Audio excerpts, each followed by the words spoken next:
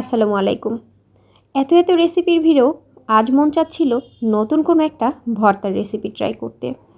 তো মন যেহেতু চেয়েছে, ট্রাই তো অবশ্যই করতে হবে।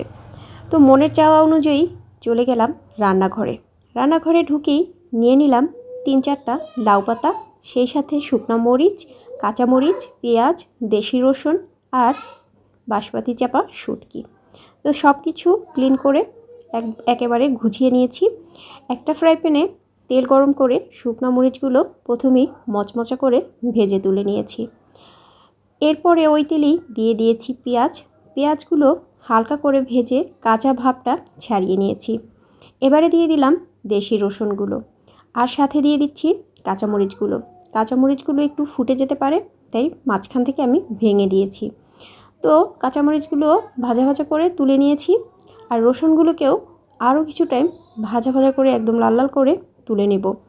তো রসুনগুলো একটু ভালোভাবে সময় নিয়ে কিন্তু ভাজতে হয়, কারণ রসুনগুলো সিদ্ধ হতে একটু টাইম লাগে। তো বাঁশপাতি চাপা শুটকিগুলো প্যানের ভিতরে দিয়ে দিলাম, সাথে দিয়ে দিলাম একটু সয়াবিন তেল।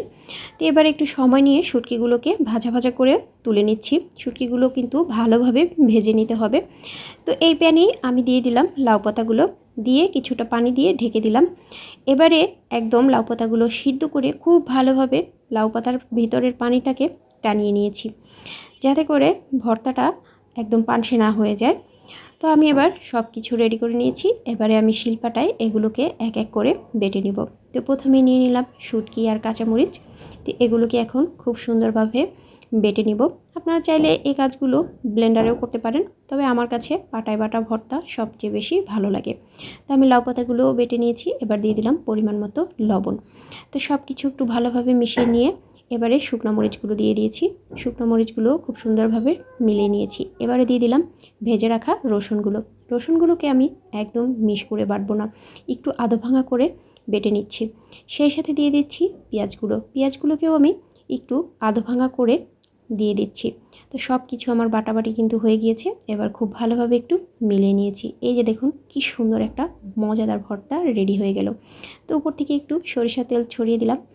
এই ভর্তাটা খেতে যে এতটা মজা লেগেছিল কি বলবো, আপনারা বানিয়ে ট্রাই করে দেখতে পারেন এই ভর্তাটা খেতে কেমন লাগে। তো ভিডিওটা দেখার জন্য ধন্যবাদ।